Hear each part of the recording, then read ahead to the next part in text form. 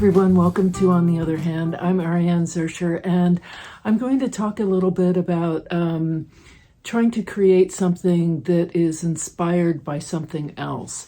So in this case, it's lichen.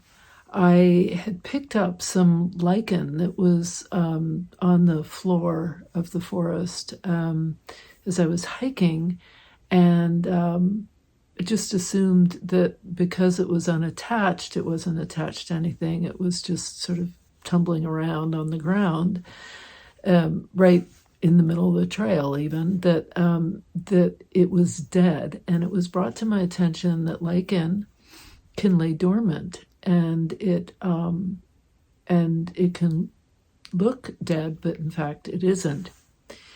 In addition, lichen serves, I found out, a whole series of different purposes in the forest, for animals to use as perhaps a nest or different materials. And so it's really imperative that one not pick up lichen and use it. When my very sweet and kind commenter very gently told me this, that what I thought was, how could I use lichen, the lichen that I found, as a kind of springboard to create with thread and materials things that are sort of inspired by it. So that's really what this video is about, being inspired by something and using it as a kind of springboard to then create something else.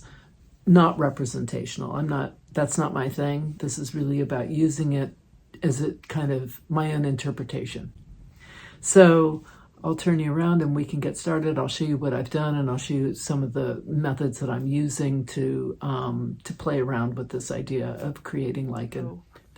I have a bunch of t-shirting that I'll put the link up in the upper right corner of how to do this, but I did a video on how you can dye t-shirting and then cut it up and then cut it into little bits and make fringes, and it's kind of great. I mean, you can twist it up and it does all this kind of curling, and it's lovely.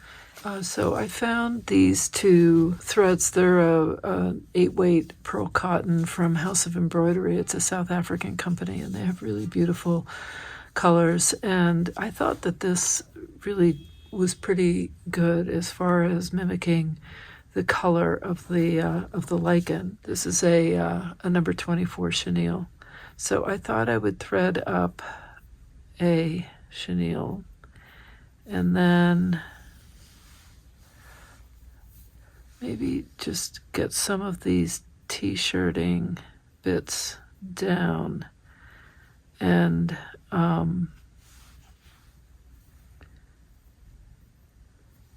see what I can do. So if I just do a preliminary kind of,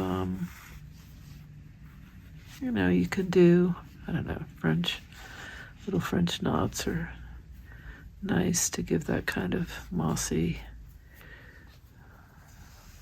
feel. And then I think I'm going to kind of bunch this up a little so that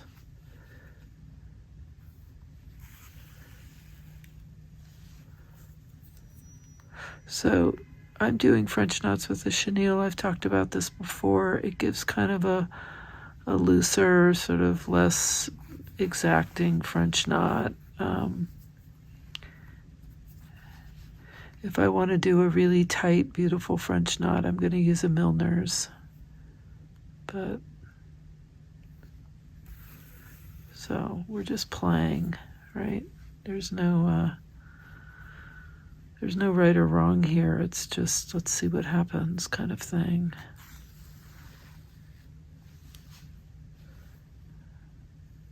I think I'm going to add this little guy here, sort of just layer it on top.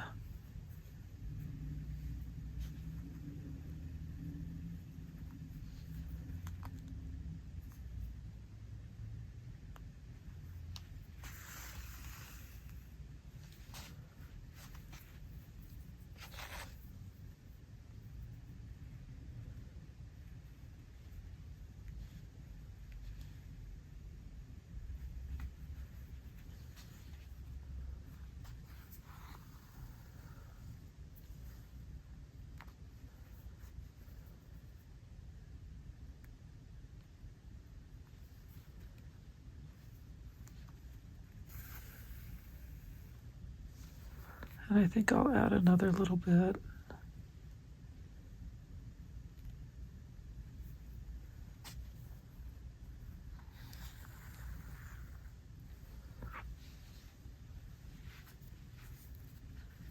Okay, I've got this piece here.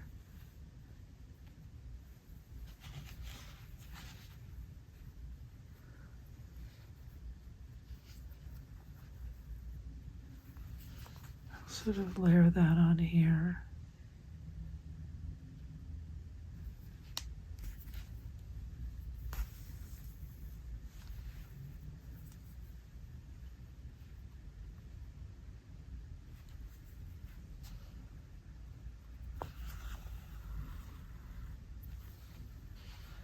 Okay. I think I'm going to bunch that up in there.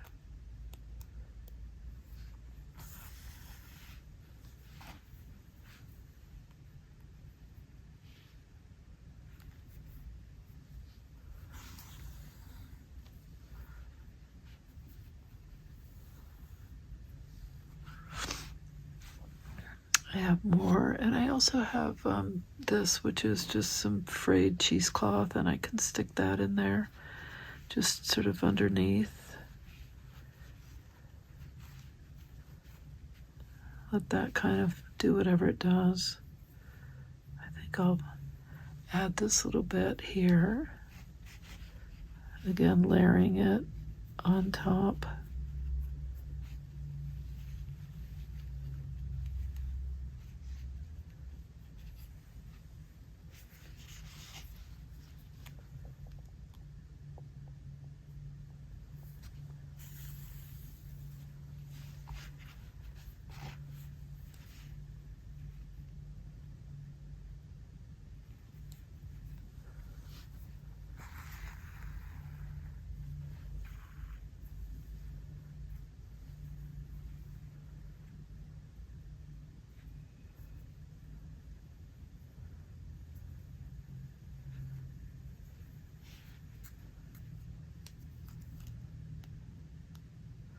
Yeah, this is all pretty random.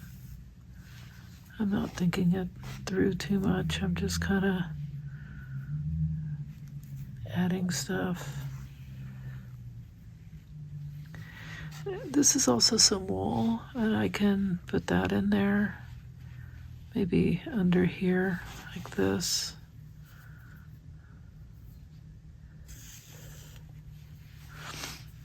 I think the thing is that you just kind of gather a bunch of stuff, and you just gather a bunch of stuff and then see what happens by adding it, layering it on.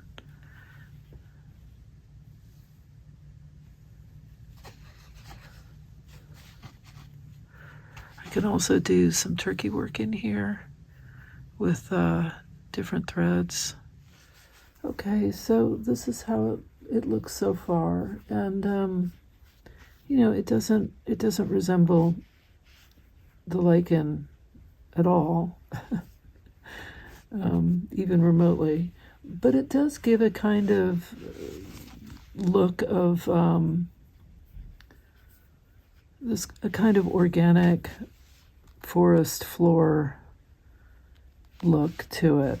And I think I'll add just a couple more of these, you know, and just see how I feel about this, and then move on to some other ideas.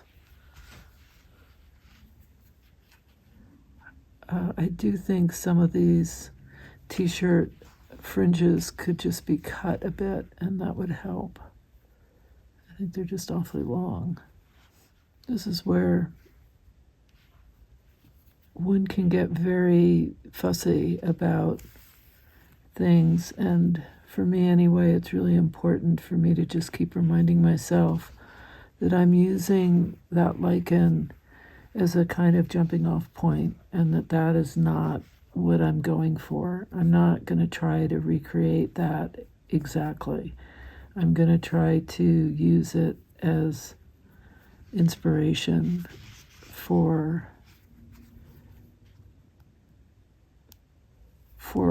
a kind of feeling, an idea.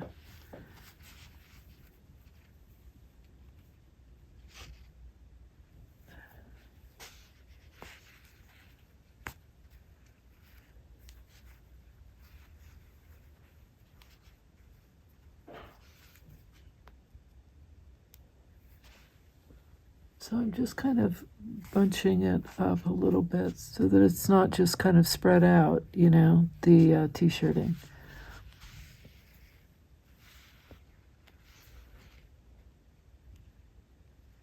So here's this, and again, I think, I think I'm going to add this one too. Hang on. Put this one down.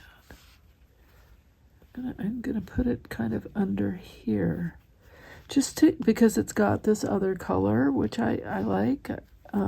It's nice to have this sort of variation of grays and greens, and then kind of a more lime green. So do this. And now what I'm going to do, I think, is I'm going to cut some of these big ones, these really long ones, down. I can save these and use them for other stuff. I'm not going to get it all even. I don't want it to be all even, but I don't want, I mean, you know, this is, it's too much. It's just too much. Okay, so I think that's better. So this is reminding me more of this other lichen that's here.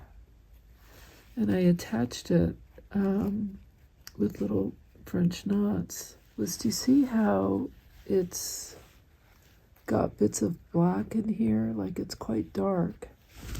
And so I can now find some darker bits and add them in here and just kind of see what that looks like. But I quite like this. I think it looks good, and I'll keep going. But I think that but this is kind of fun. Okay, so I'm adding a little of this black in here, and just trying to give it a little more of that darkness.